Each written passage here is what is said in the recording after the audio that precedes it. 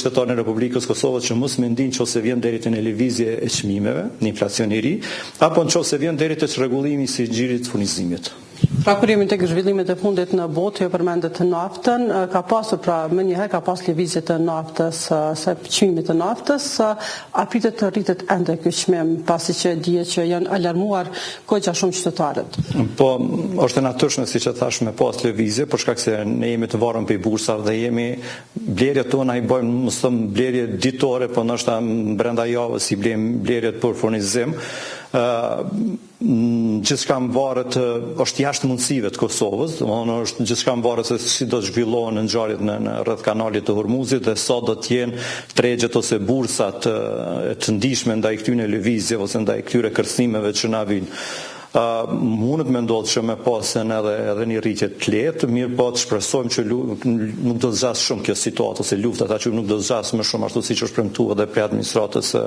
Shtetit të Bashkuar të Amerikës që do të jetë në 2 ose 3 javë dhe të mos ketë lëvizje tjera për shkak se do të çrregullohet jo vetëm Kosovë, por do të çrregullohet tregtia në gjithë botën. A do të mund të ketë pasojë në procesin e furnizimit në rast se zgjahet pra më shumë kjo situatë? Po mundet me pas pasojë dhe pritjet e gjitha ekonomive, po dhe oda homologe të Bashkimit Evropian që i shohëm gjatë komunikimit ton,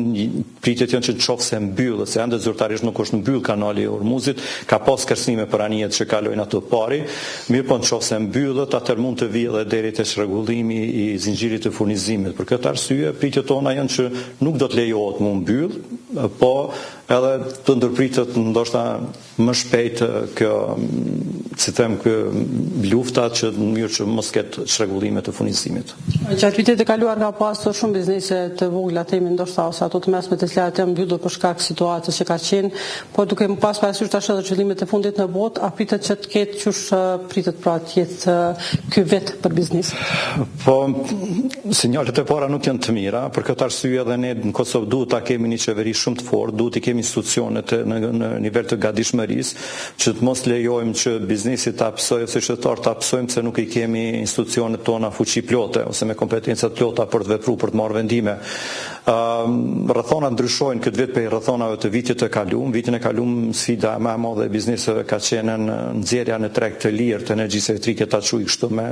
e quajmë ende në formë të dhunshme për shkak se u moni vendim shpejt për t'i nxjerr. Dhe për fatin e keq tonin edhe vitin e kaluar nuk e kishim kuvendin, se por sikur ta kishim pas kuvendin, situata do të ishte krejtësisht ndryshe, se do të ishte komisioni për ekonomi dhe energji që do t'i thirrte ata zotërit e zyrës rregulatorit të energjisë elektrike për t'i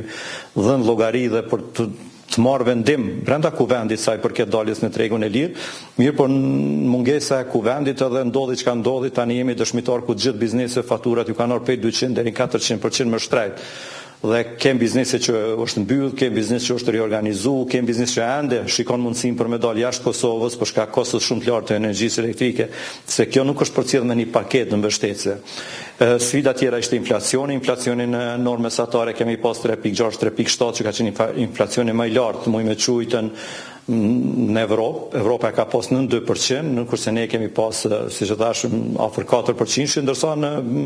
inflacionin mujor në muajin dhjetor arriti mbi 5%. Pse? Për shkak veprime ose vendimeve të marrura në kohë jo të duhur, si ishte dalja në treg lisë, energjia elektrike ka qenë ajo që ka shkaktuar më shumë ti inflacionin.